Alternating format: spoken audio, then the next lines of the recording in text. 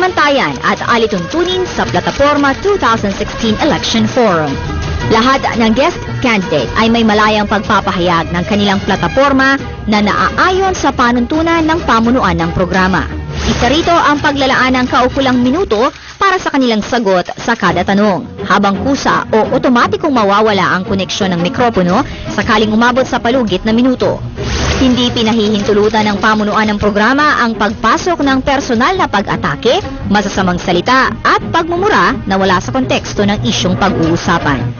Tanging ang moderator lamang ang may kapangyarihan na sumabat o putulin sa pagsasalita ang isang speaker sakaling mawala sa konteksto ang sagot ng bawat kandidato.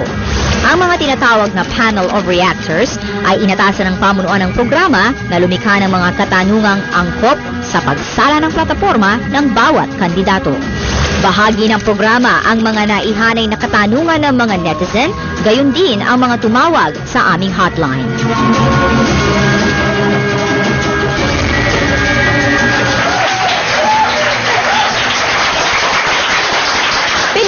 Umaalingaw na ang musika ng politika sa ating bayan. Tila literal pa nga sa iba ang pagsalubong sa election period. May napapasayaw at may napapakanta. Yun nga lamang sa ating programa, titiklop ang maingay na wala namang laman. Hindi uubra ang mga paandar dahil seryoso po dito ang laban. Plataforma de gobyerno ay punto por puntong pag-uusapan. Ako po si Dalsa Montalban Hizon at ito ang Plataforma National and Local Election Forum 2016.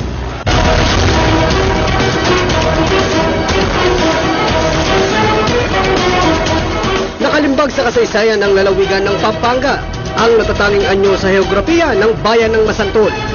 Bukod kasi sa malawak na agrikultura sa pagbubukid, ay may tuturing na biyaya din sa mga mamamayan nito ang kayamanan sa tubig. Bahagi sa tinatayang nasa mahigit 48.25 kilometro sukat kwadrado ay ang mga sangasangang ilog na malapit sa kanlurang bahagi ng Manila Bay.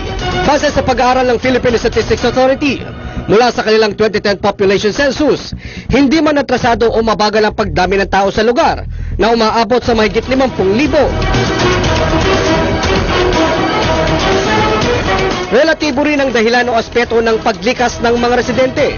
Iyon ay bunga ng taunang pagpasok ng kalamidad o pagbaha sa lugar. Sa pagtataya ng NDRRMC o National Disaster Risk Reduction Management Council, kasama sa kanilang priority list ang bayan ng Masantol tuwing sasapit ang panahon ng tag-ulan. Sa buong taon, ang 26 na barangay ay subok na sa paghahanda sa kagyat na pagbuhos ng ulan sa lalawigan. Ang kanilang bayan kasi ay sumasalo sa mabilis na pagragasa ng tubig sa Pampanga River na malaking bahagi nito. Nangangahulugan na kasama pa rin sa prioridad ng lokal na pamahalaan ay ang pag-iibayo ng infrastruktura habang dapat ding mapanatili o maisaayos ang disaster management plan nito. Second-class municipality ang bayan na ayon sa Department of Budget and Management, umaasa o nakadepende lamang ito sa kanilang natatanggap na IRA o Internal Revenue Allotment na nasa mahigit 29 na milyong piso. Payak ang buhay ng mayorya ng mga taga-Masantol na naghihintay sa sisidlan ng mga lupang hanggang ngayon ay wala pa rin konkretong reforma. Base sa Department of Agrarian Reform, ang konsultasyon at pagsilip sa zoning area ng mga lupang agrarian ay kanila ng masithing pinag-aaralan. Nananawagan ng mga di-umano'y na biktima ng Malampaya Fund Scam sa Commission on Audit o COA na linisin na ang ahensya ang kanilang pangalan. Samantala, maingat na ang kagawaran sa pagsasaka o Department of Agriculture para sa mga ayudang na ipagkaloob na proyekto. Iyon ay mula nang maging mapagmata ang COA o Commission on Audit sa mga kontrobersyal na non-government organization na minsay nagiging eskandalo sa lugar. Ayon sa Anti-Poverty Commission, nakasalalay sa lokal na pamahalaan ang pagtugon sa mga pangunahing pangangailangan ng mga mamamayan nito, kabilang ng kabuhayan, edukasyon at paglingap sa kalusugan. Sa kasalukuyan ay nahaharap sa panibagong hamon ng pagpasya ang tinatayang nasa mahigit 40,000 registered voters. Ang tanong, ano ba ang kailangang plataforma de gobyerno ng isang tatayong ama ng bayan ng Masantol, Pampanga? Platapormang kailangan ng bayan, platapormang makatotohanan, platapormang hindi lamang puro forma. Plataforma National and Local Election Forum 2016, ngayon na!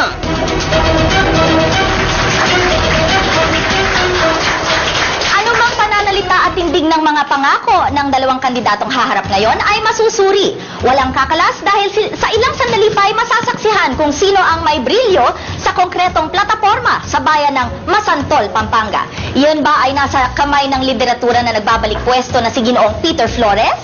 O sa katayuan ng incumbent mayor na si Danilo Ginto? Pilipino, wag bibitiw, ating kasabikan ang kumpas ng kanilang kamay kasabay ng kanilang pagpapaliwanag ng kanilang magagawa.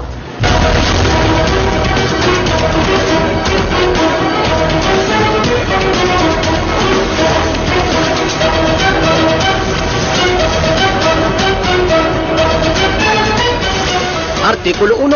Salig ang Local Government Code ng bansa.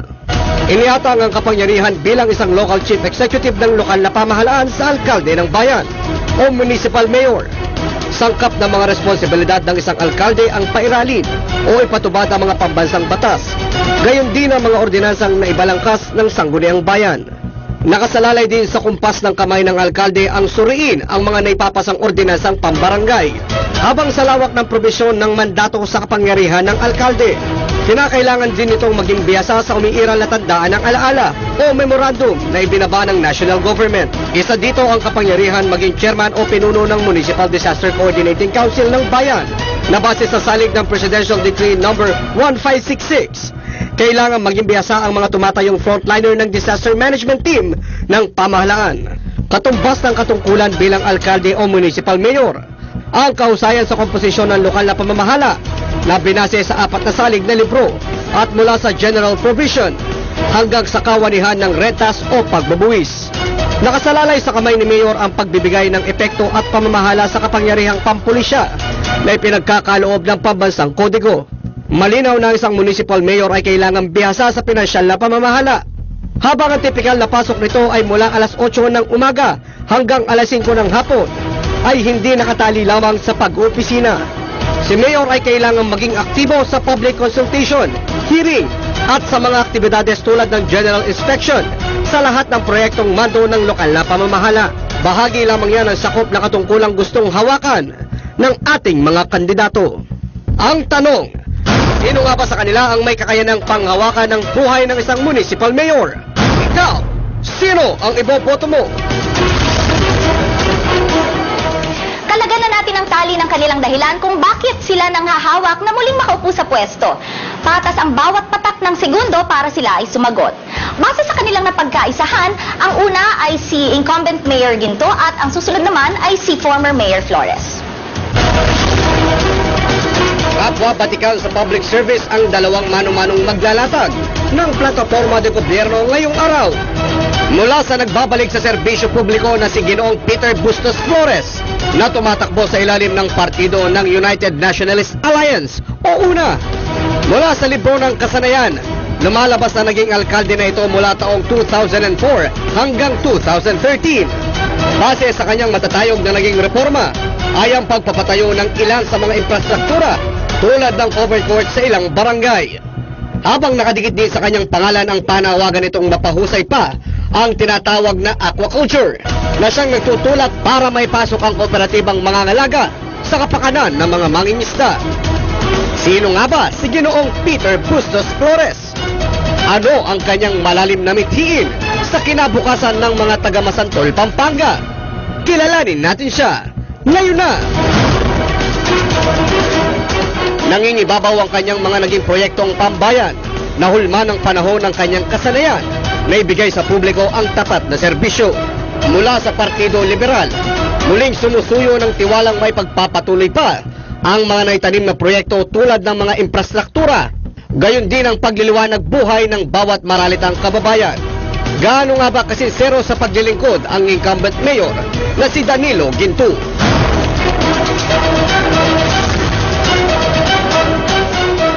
Umpisa na po natin ang tanungan at ang katanungan sa bawat isip natin ngayon ay bakit po ninyo gustong bumalik sa pwesto. So sasagutin po yan muna ni Mayor Danilo Ginto. Sir, bakit nga po ba kayo tumatakbo ngayon? Isa pong magandang umaga sa ating lahat dito ngayong umaga. Siyempre po, tayo pong nakaupong mayor ngayon. kulang pa po yung 3 taon na panunungkulan na binigay ng aking mga kababayan sa bayan ng Masantol. Marami pa po tayong balak na gustong gawin at reforma sa bayan ng Masantol. Kaya po nandito ako para po ituloy po. Ulitin ko po, itutuloy po natin. Kaya po ang slogan natin sa bayan ng Masantol, sulong pa Masantol, kasi po mayroon pa akong naiwanang gagawin sa bayan ko.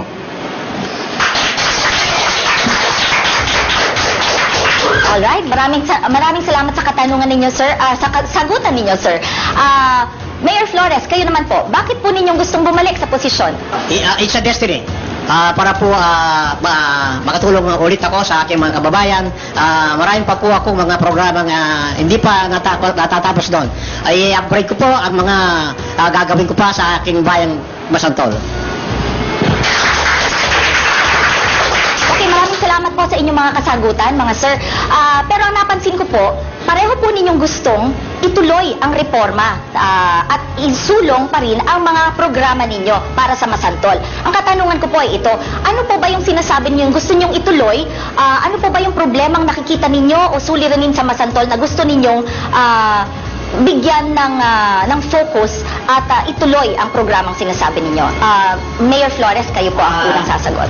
Actually po, siyempre po, ang ipapriority ko sa bayan ng Masantol, ang scholarship po. Kasi po, ang aming bayan ay second class lang. Ang aming pong bayan ay walang ibang, mga industrial, walang ibang mga namumuhunan, lalo na yung local investor, at lalo na po ang foreign investor. So, ang ano po sa aming bayan ay aquatic lang po kami. Kaya, ang aking pong first priority ang scholarship po. Para po ang mga kabataan ay may tsansa dahil sa ang karunungan ay siyang magbibigay ng magandang kinabukasan ng mga kabataan at kung sakaling sila ay makatapos sa kanilang pag-aaral ay makatulong sa kanyang mga magulang at mga kapatid. Yun po ang aking priority. Hindi lang po ang scholar o valedictorian, senatorian o person honorable. Ang akin po may tutulong basta po determinatong mag-aaral, bibigyan ko po ng food scholarship po ang manalo sa susunod na eleksyon. Okay, maraming salamat po, Mayor Flores. Mayor Ginto, kayo naman po, ano po ang reformang ibig ninyong sabihin? Ang bibigyan ko po ng focus sa susunod termino, kung pong pagpapalain at bibigyan pa akong pagkakataon ng mga aking mga kababayan. Siyempre po, ang livelihood program po, ayuda po sa mga bawat Masantoleño ang kailangan. Kasi po, nagawa na natin halos sa mga 60% po ang nagawa natin sa infra, tsaka po sa ibang gawain. Ngayon po, tututukan natin yung pong pangkabuhayan ng bawat Masantoleño. Kailangan po namin na mabuhay o may mamunan po sa amin. Ngayon po, pumapasok ng mga ibang nag-invest sa amin. Nandun na po yung mga komersyal na sa bayan ng Masantol dahil po sa pagtsatsaga ko at sipag po na paimbita sila para po pumasok sa bayan ng Masantol. So, ganun po, siyempre po nakakatulong sila sa mga trabaho. Yung Pure Gold po, nandun, ilang po nga empleyado ang naitulungan. Magtatayo pa po yung mga 7-Eleven sa bayan namin. Yun po ang balak. Dapat po, ang isang mayor, hindi lang po yung munisipyo tinitignan mo, pati po kabuwag. Kung sino pong papasok, mag-invest sa bayan mo. Sa ganun po ay umangat ng konti ang mga walang trabaho. Siyempre po, tututukan po natin dyan ang ating pong programa ng ating Pangulo, ang TESDA po. Yan po ang susi. Kasi po sa bayan ng Masantol, talaga po puro kami tubig pag po dinaan ng kalamidad. Ngayon po, kung hindi nag-aral, pag out of school youth po yung isang bata, saan po pupunta yan? Pupunta po sa wala. Kaya po tinayo ko inumpisan ko po yung TESDA sa bayan ng Masantol. Ngayon po, mayroon na akong 600 na nag-aaral doon sa TESDA na na-open namin na iba-iba pong kurso ang nakalagay doon.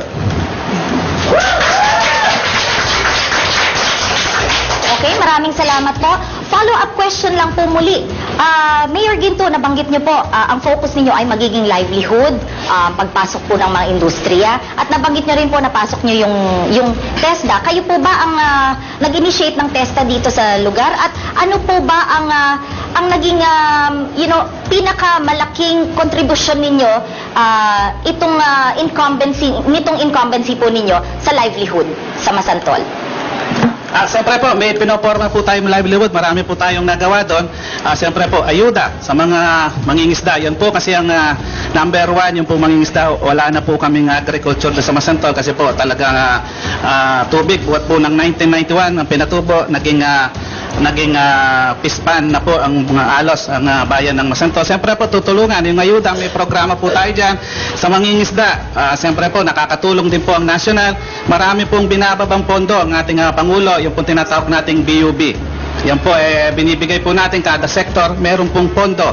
Noong pong 2014, ang bumaba po doon, alos sa 12 million po, ang galing po sa national, yung pong BUB. Kaya po yung TESDA, nabuksan natin kasi po may pondong galing sa national. At yan po naman, talaga pong sinuportan ko at tinutukan ko, kahit kay Secretary Joel Villanueva po, pumupunta ako para po magkapondo ako. Okay, maraming salamat po.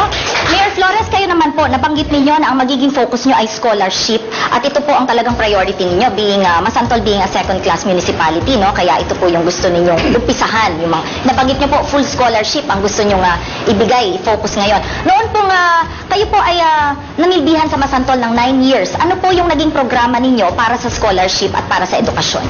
Nagbibigay din po kami ng scholarship noon. Pero napagtanto ko po, nung ako alkalde, medyo yung budget sa scholar, konti lang po. Kaya ngayon po, may medyo malaki na ang ira ng Masantol, iba budget namin malaki. Napag-usapan ko na yung line-up namin na ang pag-asa ng ating bayan ay yung mga mag-aaral, edukasyon. Kasi nga, yung edukasyon, yan ang susi ng kahirapan. Yung naging bisita si former First Lady ng Amerika, si Hillary Clinton sa UST. May nagtanong na estudyante, ano po ba ang solusyon sa kahirapan? Edukasyon, sabi ni Hillary Clinton. Kasi po ang amin po kasi walang ibang source na nasa aquatica lang po kami, sa fisheries lang. So, ang pag-asa ng aming bayan, yung mga mag-aaral, yung pagkatapos na yan, nakapagtrabaho na.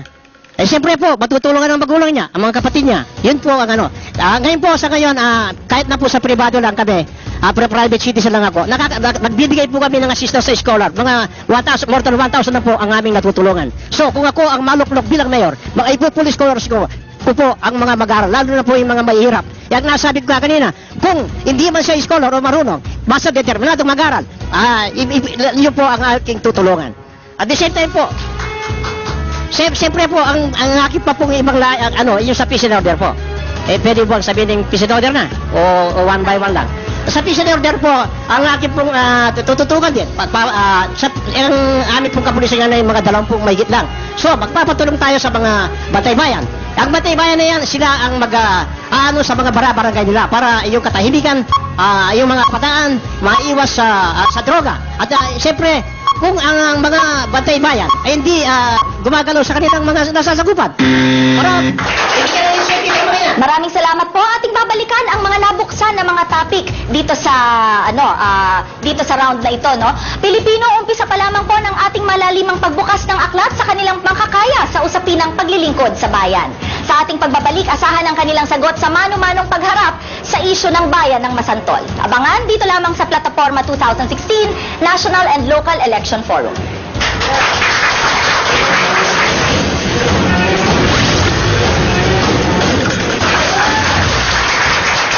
Pagkakataon po para sa ating mga viewers at followers sa ating social media account na makapaghatid ng komento, suhestyon at katanungan sa ating mga guest candidates.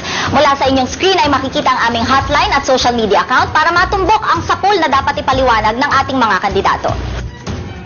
A to Q. Mga tanong na naghahanap ng kasagutan. Mga tugon na humihingi ng kapaliwanagan. A to Q. Okay, panahon na po para ating ipakilala ang ating 6 na panel of reactors for today. Umpisan po natin.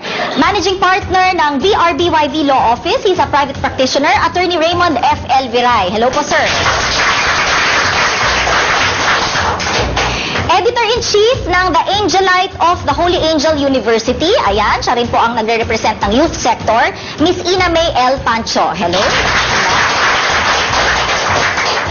Also from the youth sector, galing naman po siya sa Masantol, a youth leader and representative of the youth in Masantol, Mr. Lawrence N. Centeno. A fisherman na sumali po sa ating diskusyon ngayon. Maraming salamat po, Mr. Rolando Felipe. Kahanay po ng mga manggagawa, Chairman ng Workers Alliance Region 3, Mr. Gary Hernandez. At ang Presidente ng Citizens Crime Watch, Mr. Mario Balgos. Okay, umpisa na po natin ang katanungan. Sir Raymond Viray, attorney, ano po ang inyong katanungan para sa ating mga panauhin na uuna pong sasagutin ni Mayor Ginto ng 2 minuto? Magandang araw po, Mayor Ginto, Mayor Flores. Kami po ay tubong masantol. No? Ang mga Viray po ay taga masantol talaga. At alam po namin na napakaraming masantolenyos po, mga gagaling, matatalino, na nagkaroon ng magandang trabaho at mga malalaking businesses sa labas ng Masantol, particularly sa Amerika. Malalaki po ang mga organisasyon ng mga Santoleños sa Amerika. Ang tanong ko po, actually 2 parts. No? Ano po ang magagawa ng inyong administrasyon kung kayo ay mahalal ng mayor para ipagkatiwala sa inyo ang ibibigay na tulong ng mga malalaking organisasyon ng mga Masantoleños na ito sa ibang bansa? At pangalawa ho, sa long term naman ho, ano naman ho kaya ang magagawa o programa ng iyong administrasyon para mabawasan yung paglabas ng mga magagaling at matatalinong Masantoleño mula sa kanilang sariling bayan at hikayatin po natin silang bumalik at mag-invest nga sa kanilang hometown? Salamat, Attorney Biray. Yung unang tanong, yung mga kababayan nating na nasa abroad, kung gustong tumulong, kanino ibibigay yung financial o yung gustong pagawa? Siyempre, magtatayo tayo ng parang NGO na awak, tinatawag natin silang awak, parang maglalagay tayo ng committee kasi ngayon may existing tayo doon, yung El Circulo Masantoleño. Yan po ang existing natin, yun po ang tumutulong, doon po bumababa lahat ng tulong na galing sa mga kababayan natin gustong tumulong sa bayan natin. Ang pangalawang tanong po, sinasabi nyo, ano, Attorney? Paano ho natin mababawasan yung nakikita natin na, so to speak, brain drain, no? Yung magagaling at matatalino at mga successful natin Masantoleño lumalabas ng ating bayan at karamihan sa kanila hindi nagbabalik sa kanilang sa Masantol, no? Ano ho yung mga programa ng inyong administrasyon kung sakali para mahikayat sila na mag-invest o bumalik sa Masantol ulit? At kasi po ngayon binubuo po namin yung parang business club sa Masantol. Lahat po ng negosyante doon, lahat po ng sa abroad, lalabas po yan siguro po by February, makikita po nila yung Masantol Business Club kasi po doon po sila pwedeng pumasok. Kasi po talaga ng mga Masantol nasa second class, tapos po yung hanap buhay naman natin doon, nakita natin siyempre yung mga ibang kababayan po natin, kung nag-aaral ka po, siyempre po maghanap buhay ka. Katulad ko po, lumaki ako ng bayan ng Masantol, pinanganak doon po nag-aaral, pero nung nagkuleyo po, siyempre lalabas po tayo ng Masantol, maghanap buhay po tayo. Kasi po alam naman natin sa Masantol talaga pong puro pispan po, tsaka nung panahon po namin puro bukid. Kung hindi ka po lalabas, kung hindi ka makikipagsapalaran, hindi ka po angat. Kaya nga po binalikan ko, nung pumalis ako, nakabalik po ako para po tumulong. Ayan po, binubuo natin po yung Masantol business. Maraming salamat po, Mayor Ginto. Mayor Flores, kayo naman po, ano po ang magagawa ninyo para maihikayat ang mga Masantoleños na lumabas sa Masantol para bumalik po sila? How would you entice them to come back at tumulong sa Masantol? Alam po ninyo sa amin ang nakakatulong, yung mga taga-ibang bansa po. Siguro po, maihikayat natin yan kapag sila ay, retired na. Sa kayo po, alam naman po ninyo kung bayan namin, walang investor na, local investor man, hindi makapag-invest doon dahil nasa cash basin kami. Alam naman ninyo po sa amin, kumbaga sa ilang yung palaka, nababaha. So, ang maano ko lang po, kung sila ay magre-retire na, ay ikayatin kong for good na dito sa bayan ng Masantol. Ang masasabi ko pa, na talagang siguro mahirap maglagay ng mga let's say mga food chain. Kadami pong alam naman ninyo, dead end sa amin paano ka maglalagay ng Jollibee dyan or McDonald's? Hindi true and true ang mga daan wala bailan magiging progreso lang ang aming bayan. Yung sad to say, no? Magiging progreso lang ang aming bayan kung may mga tulay yan. Bailan, makakaano, Binalin, Santo Tomas, Gaguloy. Kung true and true po yung daan na Bailan, makakano yung daan. So, sa mga kababayan ko sa sa ibang bansa. Sila po ang nakakatulong sa amin. Sa mga, yung iba nagbibigay ng tulong sa kanilang mga kamag-anak, mga kapatid, mga magulang. Sila po ang nagbibigay ng resources sa kanila. Kasi po sa amin ang unemployed 40% ang unemployed. Isipin mo. Sino maglalagay naman ng magagandang mga investor dyan? Lalo na kung foreign, lalo hindi maglalagay. So, malaki pong tulong ang aming mga kababayan. Alright, maraming salamat po sa inyong mga kasagutan, ating mga panauhin. Mamaya-maya po, babalikan natin ang kanilang mga kasagutan so that we can probe further doon sa mga nailabas na mga komento at mga kasagutan. Mapunta po muna tayo sa youth sector. Question from the Editor-in-Chief of the Angelite of Holy Angel University, Miss Ina May Pancho. Ano ang katanungan ninyo, Miss Ina? Bilang representante ng mga kabataan, ang aking pong katanungan ay nakasentro po sa edukasyon. So kung magkakaroon po tayo ng increase of budget para sa edukasyon, para saan po natin ito ilalaan maliban sa scholarships? At kung ano-ano po ang ating mga proyekto na ilalaan para po sa youth development? Maraming salamat po. Okay, at sasagutin po muna yan sa loob ng 2 minuto. Mauuna po si Mayor Flores. Sir. Sa edukasyon po, yun po, sa pagka ako ang makaupo ulit, yun nga, nasabi ko kanina, full scholarship ko po yung mga, lalo na po yung mga mahihirap, yun nga. Basta kahit hindi sa scholar, valedictorian or ganon-ganon, salutatorian, lalo ko pong tutulungan yung mga determinadong mag-aral. Lalo siyempre po, kung may mga extra pera o budget, di tutulong ko rin sa mga bata. Kasi ang ating gobyerno naman, edukasyon, mayroon namang pondo yung mga school rooms. Ngayon ang amin ng school rooms, almost 70% dilapidated. Dilapidated po. So kung ako ang mahalal ulit, ano ko sa ating ahensya ng gobyerno, lalo na sa Bureau of Education. Yun po, para ma-upgrade yung mga school namin. Naano nga yun sa baha-baha Kita naman ninyo, nung September-October, binahan na naman. Sa mga po, ano ko sa palaisdaan, yung mga fish pond operator. Tapos malapit na humani nung December, nalubog na naman. Kaya talagang amin mahirap yung mga fish pond operator. Talagang sila, marunong na sila na mag-ano ng palaisdaan. Pero yan, kung tayo ang suswertihin, magpo-focus ako dyan. Yun lang ang aming pag-asa. Yung sa pag-aaral, nasabi ko na kanina, talagang 100%. Yung budget, sa education, sa scholarship, yan doon ko. Dadagdagan namin ng budget through the help of the Sangguniang Bayan. Siyempre po, Vice Mayor, sila kung mag-ano naman gagawa ng ordinansa. Yun po, ganun lang po ang yung po focus ko sa mga kabataan na mag-aaral. Sa tanong po ng ating kasingidad ko po, kabataan. Salamat po sa tanong nyo. Tanong po, kung pong mayroong pong sosobrang pondo, saan po ilalagay, ano pong plano ng isang mayor? Doon po sa sinasabi natin full scholarship, kasi po hindi po natin pwedeng damihan ng scholar kasi po may simusunod tayong budget. Yan po sinasabi ni Mr. Flores na pupunuin po ng scholar, may sinusunod po na batas doon kung ilang porsyento po doon sa pinag-aaral mo. Doon po papasok yung TESDA lang. Yung pong TESDA, ayuda po ng national, tapos po tutulungan mo sa munisipyo. Yung po nga sinasabi nyo na kung ano pang bala, kung may sobra. Kung tutusin po talaga po sa edukasyon, sa kabataan, wala pong katapusan, wala pong sosobra dyan. Kasi po napakalawak ng gagawin ng programa. Gagawin po natin, una po siyempre tutulungan natin yung di nag-aral, magpapa-youth camp po tayo.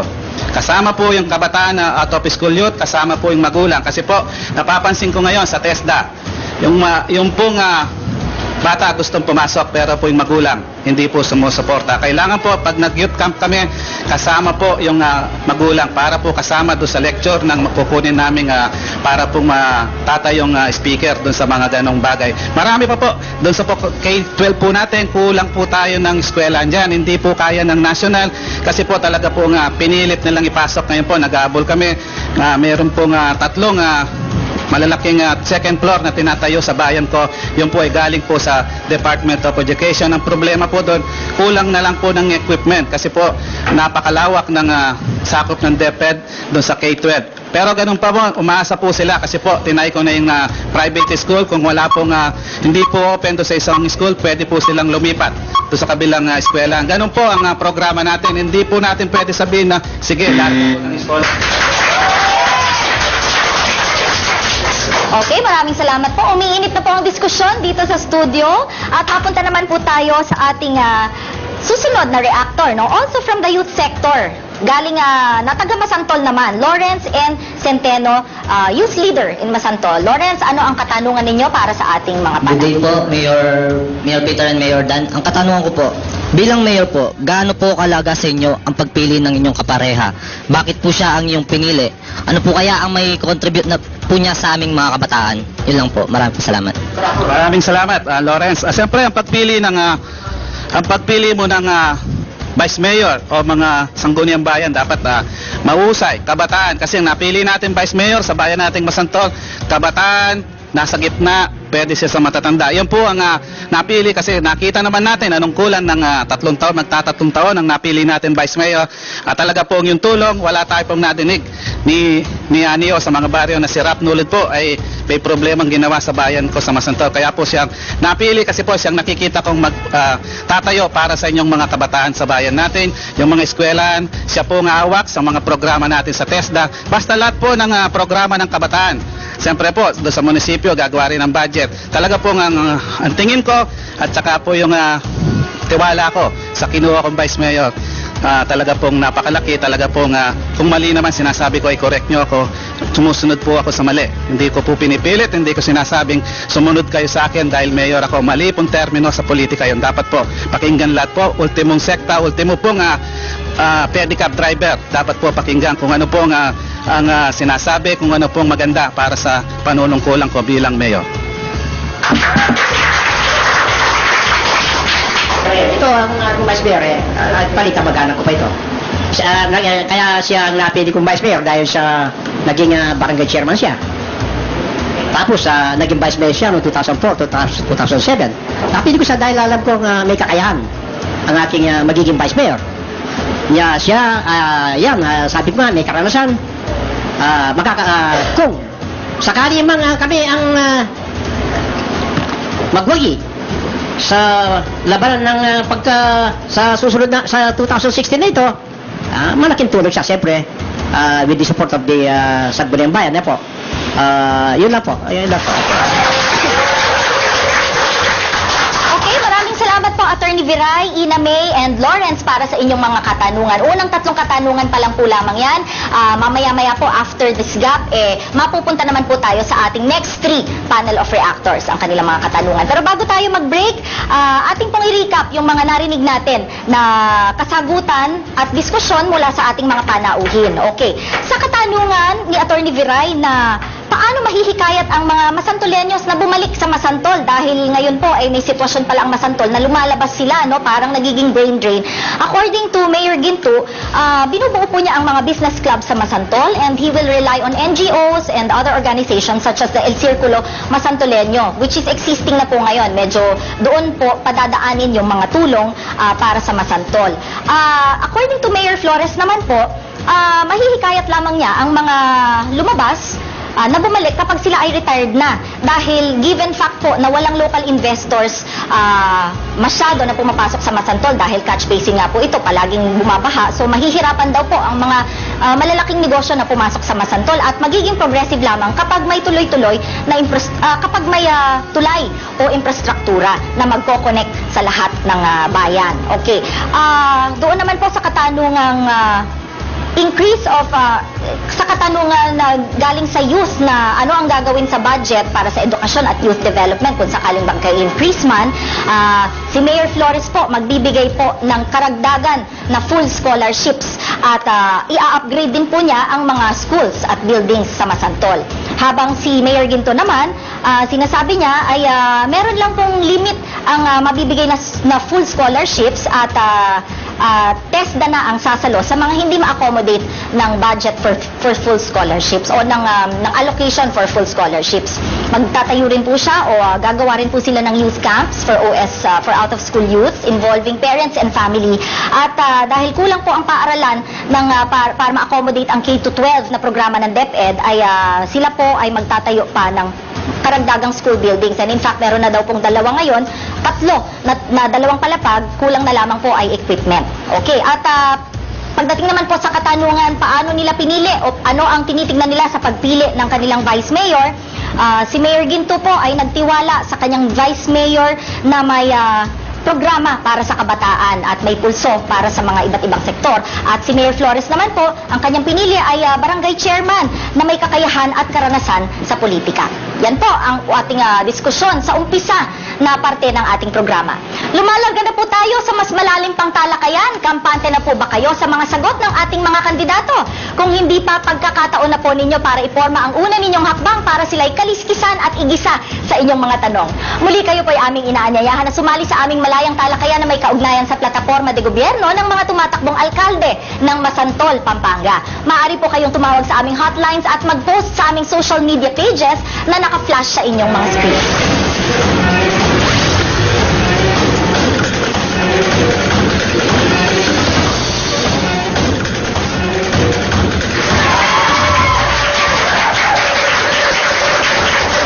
Nagbabalik po ang Plataforma 2016, ayan, at ituloy na po natin ang ating tanungan dito sa programa.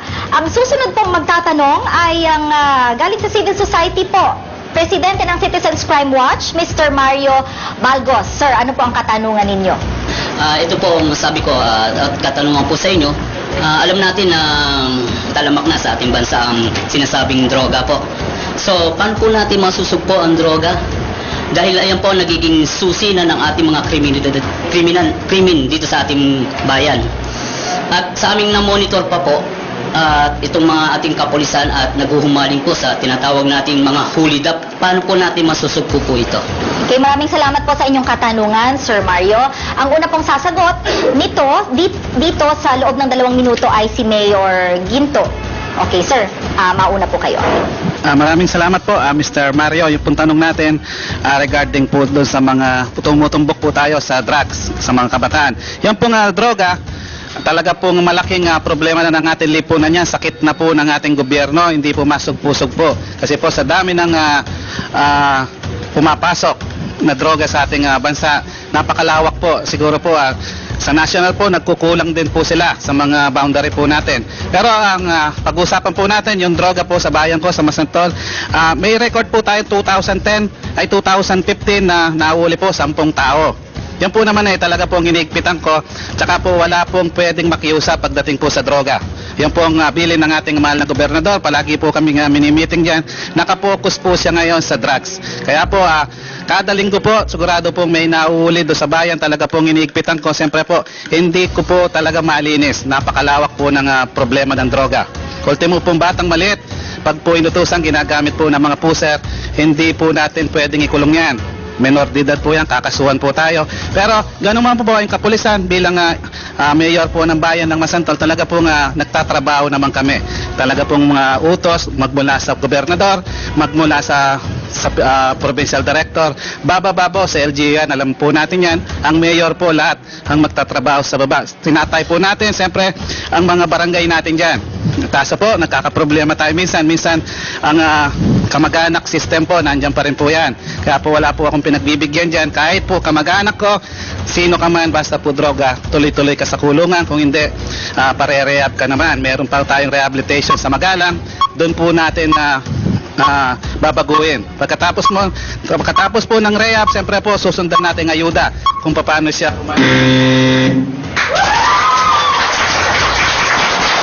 Salamat sa katanungan mo, Brad, no? Ako po, nung ako ang mayor, talaga po tinutukan ko rin yung drugs. Alam naman po yung drugs ano yan pagka nasa influence ka ng drugs di ba? Yung mga heinous crime. Sana, sinong nakakagawa ng mga papatay mo, kapatid ka, magulang mo, ire-repo, ganun. Sa heinous crime na yan, sa droga. So, ang ano ko po noon, nung akong mayor, talagang meron man, isolated lang. Pero talagang inaano ko. Wala rin, hindi ko rin sila basta drugs, walang pakiusap din sa akin nung ako ang alkalde. So, ang ako nga namang ginagawa nun, yung mga gumagamit ng droga, pinaparehab ko. Yan, ay siguro pwede kayo magtanong sa mga naparehab ko. Nagbago sila. Meron namang iba, umuulit. Talagang ano naman.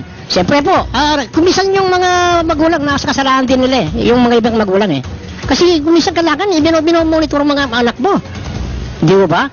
Ganun, Mr. Kane, at itara kayo dati, yung droga, liway yan. Ano, pag-ipagisabi ka na ako. Ay, makanya muna po kayong kapatid ko kayo makabebe. Almost drug-free po, kayo makabebe, mga kaila. Talagang ipakulong nila. Nyapin po ako, yung droga, kaila rin, aliway yan. Ay, nyapin po, yan, nakalawag ng bayo para itang may mga rehab la. Kaya muna ako po kaya celebrity, kaya artista. Tinureme nga kaya droga.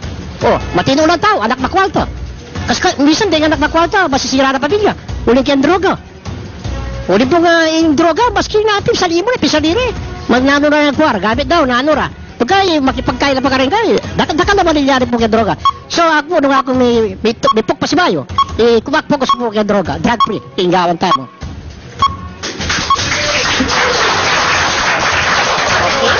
Maraming salamat sa katanungan at sa mga kasagutan na rin galing sa ating mga panauhin. Mapunta po tayo sa hanay ng mga manggagawa. Ang Chairman ng Workers Alliance ng Region 3, Mr. Gary Hernandez. Sir, ano po ang katanungan ninyo na una pong sasagutin naman ni Mayor Flores sa loob ng 2 minuto? Magandang araw po sa lahat ng nakikinig at sa ating dalawang magiting na kandidato sa pagka-alkalde. Ang tanong ko lang po, dahil ang lugar ng Masantol ay sinasabi niyo kanina na isang lugar na kung saan ay laging binabaha at walang industriya. Sa hanay po ng mga manggagawa, siyempre kami bilang mga manggagawa ay pinupukusan po namin yung katayuan ng mga manggagawa, lalo na sa 3 sektor ng manggagawa. Yung manggagawa sa industriya, manggagawa sa agrikultura, manggagawa o mga kawani ng gobyerno. Dahil ang mga kawani ng gobyerno sa kasalukuyan ay dumadaing na yung salary grade 1 na tinatawag ngayon ay 9,000 lamang yung kanilang sinasahod. Hindi kakasya po yan. Yung sahod na yan na mayroon silang 3 pamilya. Kaya anong po ang inyong gagawin? Dahil mayroon kaming gustong ipanukalang batas na gawin 16,000 ang salary grade 1. Yun po yung gusto namin marinig sa inyo kung kayo ba ay sasang-ayon o hindi para sa kapakanan ng mga manggagawa sa mga kawani ng inyong pamahalaan. Alam po namin na mayroong union ang Masantol. Siguro po hindi ko po alam kung nagsimula kay Mayor Flores o kay Mayor Kento yung union ng mga kawani ng gobyerno sa pamahalaan. Maraming salamat po. Siyempre, di pa nakaupo noon kung ano ang budget, yun po ang sinusunod Hindi po ba? Hindi mo nang pwedeng maano tayo. Hindi mo nang pwedeng parealign mga bisan alam mo sa gobyerno, sa amin, lalo na, class B lang kami, class B lang Masantol. So, inaano ko naman sa regarding sa mga sa trabaho, sa amin. Sa amin dati, agriculture yan. Agricultural. Ngayon na-convert to pispan. At mga mga aquatic na nga ngayon, fisheries.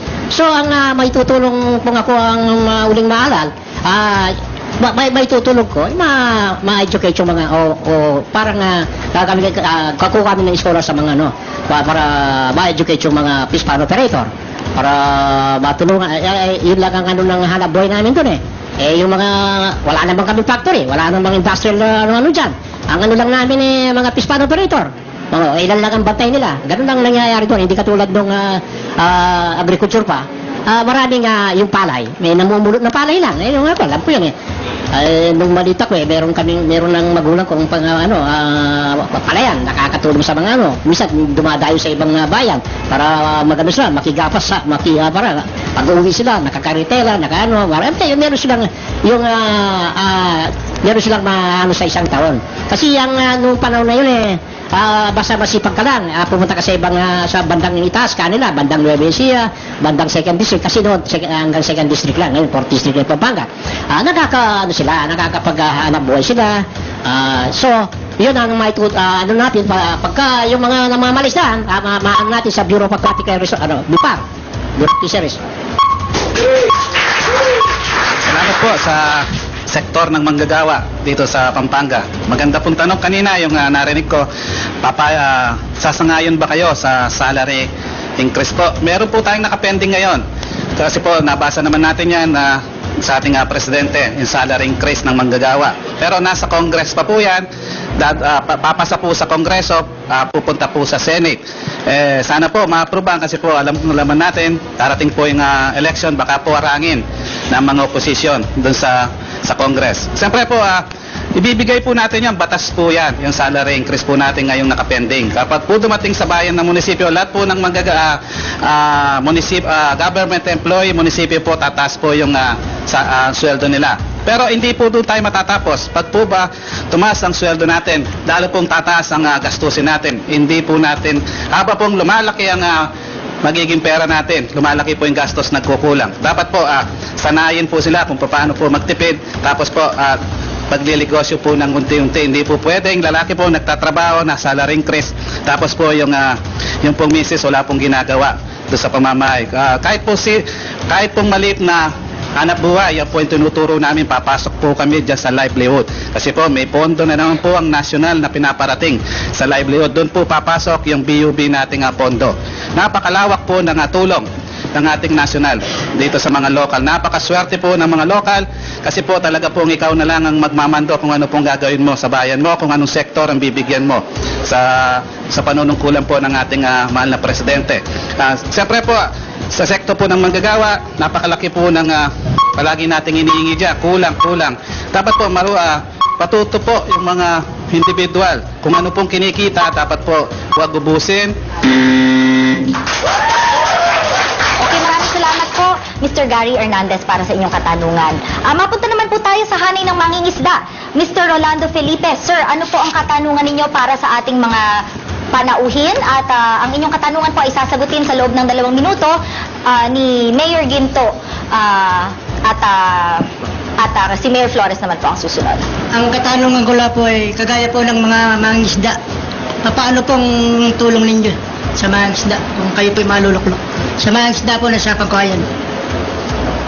Kagaya po ng sa Pangkawayan po, pag po nasira na po yung mga fish pan, mapakalapit na po yung masira po yung fish pan nain. Ang sa Pangkawayan po ay malamang mawasak kung paano pong magagawang paraan. Kung magkakaroon pang breakwater kaya sa Pangkawayan. Na kasi po malapit at pag bumabagyo po, alos kami po ay naaalunan ng malakas. Maraming po salamat. Kabaryo ko sa Sapang Kawayan, yan po ang narinig natin, napakalaki pong problema ng baryong Sapang Kawayan. Yan po Sapang Kawayan, sa hindi po nakakalam, nakaiwalay po sa bayan ng Masantol, malapit po siya sa Gonoy. Pag po naglilibing, namamalengke, Gonoy po ang takbo ng mga kabaryo ko doon sa Sapang Kawayan. Ang tanong po kung paano ng ayuda ang gagawin. Pangalawa po kung paano ng indepensa doon sa baryo ang gagawin. Yung punti, breakwater na sinasabi natin o arang doon sa Pampanga, Manila Bay po yan. Napakalaki pong pondo yan, dapat po ilalapit po natin sa national. Kasi po ang pondo ng Masantol sa 20% po hindi natin po kayang gumawa na ilang truck lang po ang pwede nating itambak na bato doon sa gagawin natin breakwater. Napakalaking pondo po siguro sa tinignan po namin yan, naglalaro po sa mga 150 million pag gumawa tayo ng arang o dike. Hindi po pwedeng dike doon kasi po nakita po natin ng mga bagyo kung paano po nawasak yung ginawang dike. Dapat po konkreto. Kaya po bakal yung tinatawag, sasaksakan po natin ng pilote para po madepensahan. Doon po sa ayuda, sa mga pispang nasira, doon na lang po natin nilang bagyo. October, November, December po, noong last Pasko, tinamaan pa po tayo ng kalamidad. Talaga po walang natira, kita naman po natin parang dagat yung tinatawag natin lepang. Noong po 2015, nakapagpadala po tayo mula po sa Department of DA po, nakapagdala po ng 52,000 na seedling ng mga yung pungipon, tapos yung ipon po 50,000 yung tinatawag natin banamay sa Masantol. Yung pong bangos nasa 1,000 po, yung pong tilapia nasa 2,000 na seedling po. Yung po ay lumubog na naman ng December. Yung po ang nagiging problema. Siyempre po, gagawa tayong programa, lalong-lalo na po, tututukan natin yung coastal, yung Sapang Kawayan. Dapat po mag-usap-usap tayong fish pan operator.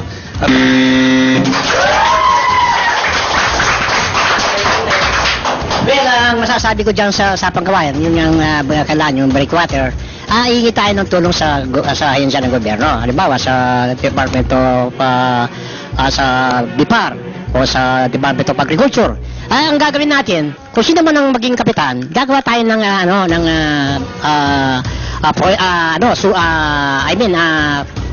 gagawa tayo ng resolusyon para matugunan yan. Ang munisipyo makakatulong din. Pero ang malaking para magawa, hihingi tayo ng tulong sa ahensya na. Halimbawa sa Bureau of Fisheries o sa ahensya ng gobyerno kung anong may bibigay nilang tulong. May resolution natin sa kung sino man ang pwedeng gumawa doon. Sa Department of Public Works. Yun po ang magandang maitutulong natin dyan. Siyempre po, ang munisipyo, hanggang sa lang yan, ayuda lang yan. Assistance lang. Hindi pwede yung munisipyo. Lang tayo dependent lang ang masagot. Paano mamano? Siyempre, hihingi tayo ng tulong sa ahensya ng gobyerno para ma-realize yan. Ganun po ang gagawin natin para matugunan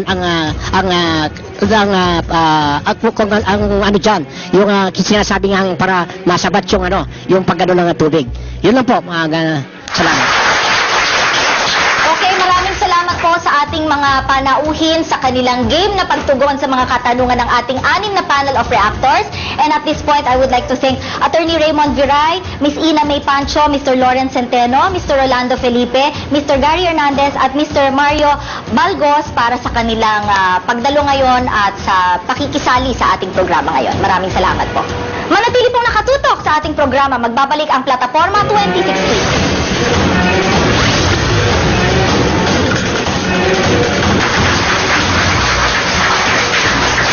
Bumibinggo na po ang katanungang papaano mailalatag ng dalawang kandidato ang kanilang plataporma sa bayan. Kaya wag na nating patagalin pa, mula sa mga piling tanong na naihanay ay atin nang ibibigay. Bueno, para sa unang hanay ng mga katanungang aming natanggap ay mula kay Joey Lingat ng Dao, Pampanga. Ang katanungan po ni Joey, sa inyong panunungkulan bilang mayor noon at ngayon, ano po ang mga proyekto ninyo na pinakikinabangan ng mga tao ng Masantol? At tinatanong po niya ay inyong track record given the fact na pareho po sa ating panauhin ay nanilbihan na sa Masantol. Siguro, let's probably limit our answers to 1 or 2 significant po na mga proyekto na pinakikinabangan ngayon ng mga tao ng Masantol. Mauuna po si Mayor Flores, sir. Noon po kasi nung ako ang umupong mayor, yung mga infra, yung mga daan, hindi pa konkreto. Ngayon po, yung mga daan namin, halos konkreto po nung ako ang mayor. At saka yung coastal namin, at saka yung mga delta, yung mga left bank, na asfaltado na lahat. Yan, pinakikinabangan po ng aking mga kababayan, mga naghahanap buhay. At saka medyo po yung sa livelihood, meron din po tayong dyan sa mga small entrepreneur. Nabigyan po ng puhunan at ganoon din po nabigay, alam naman po ninyo, nabibigay din ang national government. Kaya si Gobernadora Nanay, nagbigay din po siya ng puhunan sa mga small entrepreneur. Yun po ang at iba't iba pang kapakinabangan na naibigay nung ako'y kasalukuyang mayor.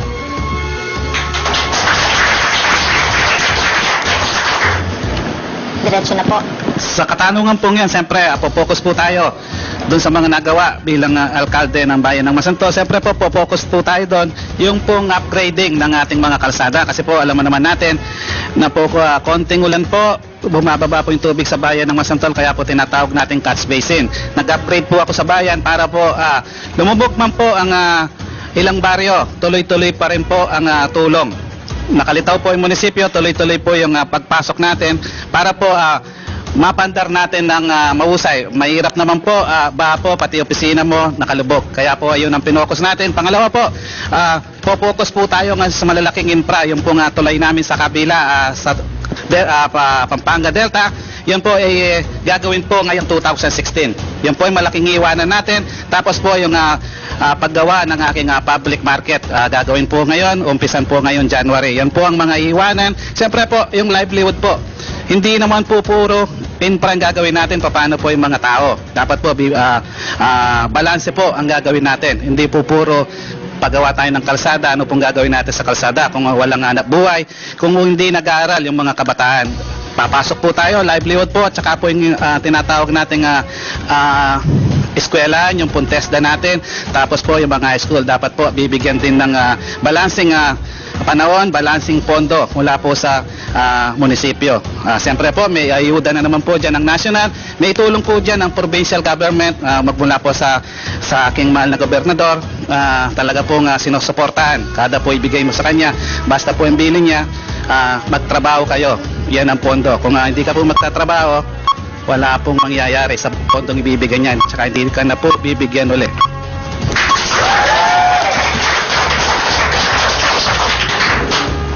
Okay, maraming salamat po at maraming salamat Joey Lingat sa iyong katanungan. Mapunta po tayo sa sunod na katanungan, sa pangalawang katanungan, mula kay Joseph Lopez Sambile. Ang tanong po niya, very specific, mga sir. Ang tanong niya, ano po ang plano ninyo sa mga pinapaalis sa tabing ilog? Matutuloy po kaya ang proyekto ng NHA na nababalita po siguro sa ngayon, no? So, Mayor Ginto, kayo po ang unang sasagot nito. Ganito po yan. Kasi po, yung po Pampanga River, alam po natin hindi po sakop ng isang nanunungkulan ng LGU. Yan po ay mayroon sariling INSAN, Department of Public Works po ang nagpapantar dyan. Yung pong tumitingin ng mga illegal na nagtatayo doon, public works po yan. Ang trabaho po ng mayor, magre-report lang po sa kanila kung anong nangyayari doon sa lugar, katulad po ng dike ng Pampanga River.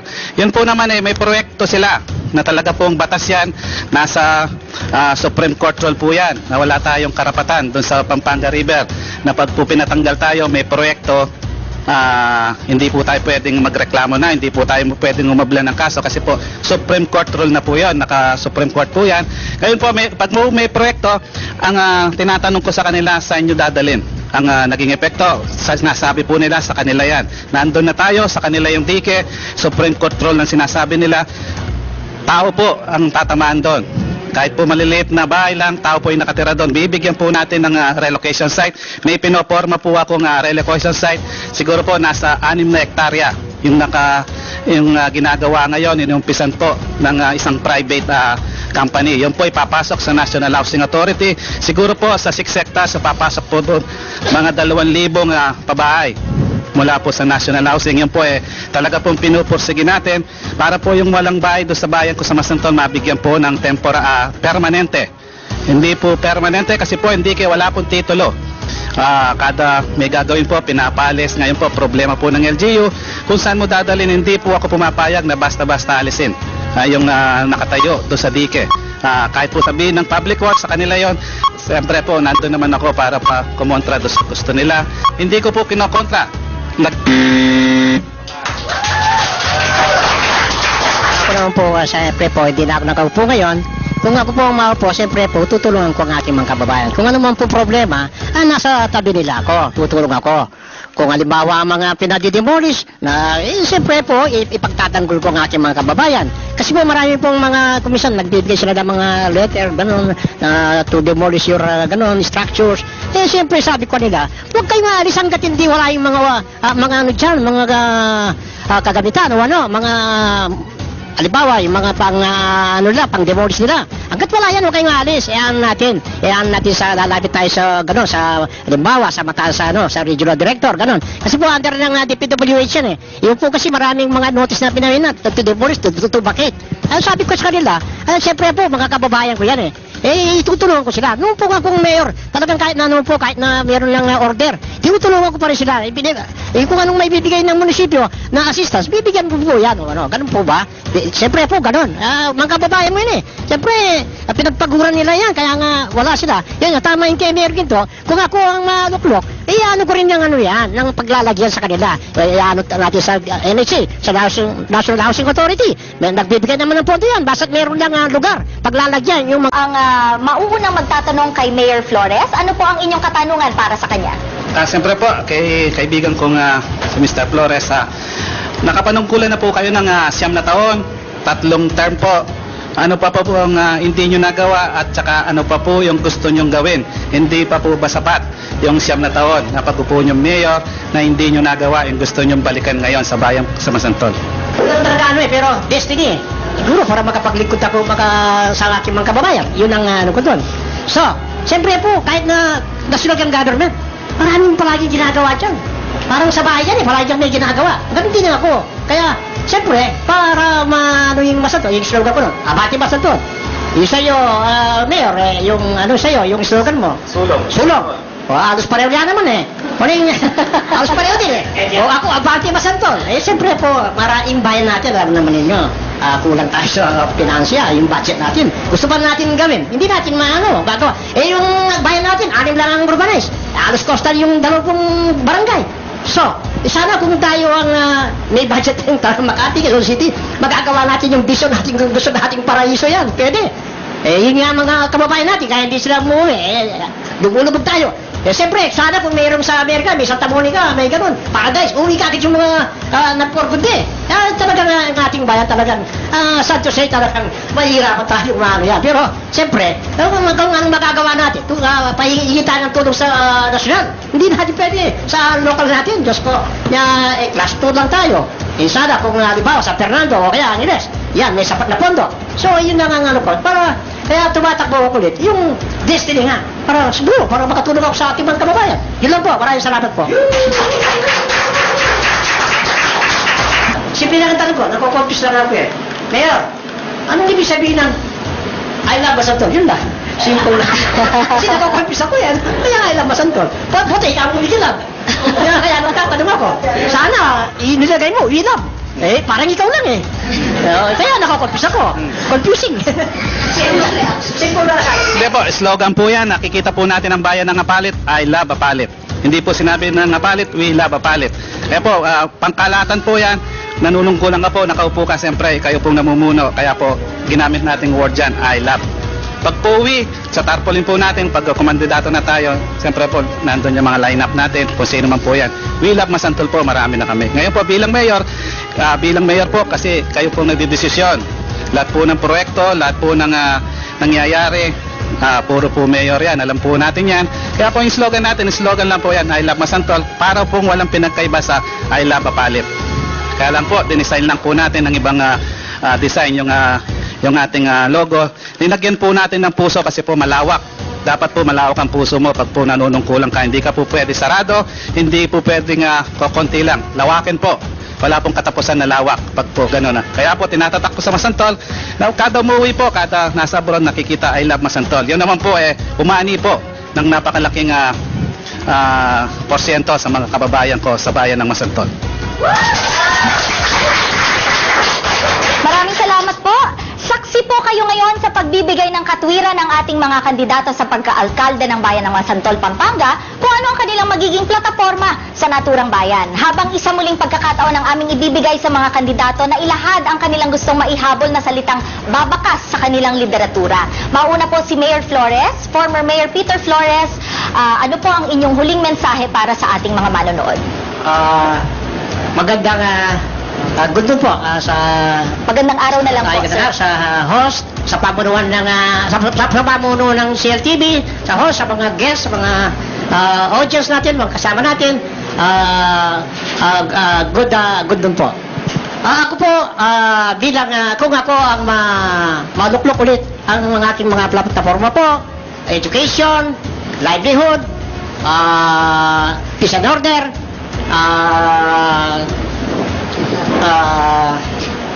medical assistance po at sa aking mga kababayan, kung ako po ang maluklok, ang aking pong opisina ay bukas sa inyo 20 araw po ng opisina. Welcome kayo lahat, aking mga kababayan. Maraming pong salamat. Magandang tanghali ulit.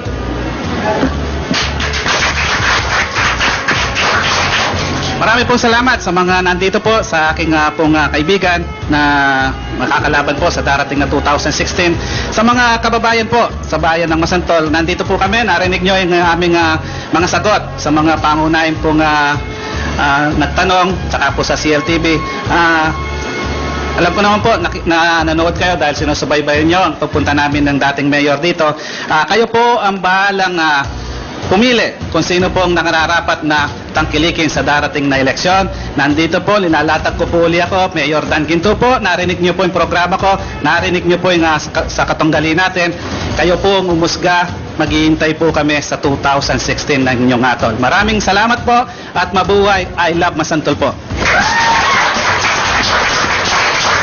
Maraming salamat po, Mayor Dan Ginto, Mayor Peter Flores, at sa ating mga panel of reactors, at sa ating studio audience na rin, ang mga supporters ng ating mga panauhin sa pagunlak ninyo sa aming imbitasyon ngayon. Nabibilang man sa area of concern ng Commission of Elections ang bayan ng Masantol, Pampanga, tuwing sasapit ang araw ng pagpili ng mga kandidato, naniniwala po ang inyong lingkod na wala pong mas marahas na pamamaraan para makuha ang tagumpay. Muli sa mapayapang pagharap ng ating mga kandidato ngayong araw, malinaw lamang po ang katotohanan na sila ay may prinsipyong matibay sa patas at makatotohanang eleksyon sa Pilipinas. Ako po si Dalsa Montalbanhizon at ito ang Plataforma National and Local Election Forum 2016. Pilipino, malaya ka!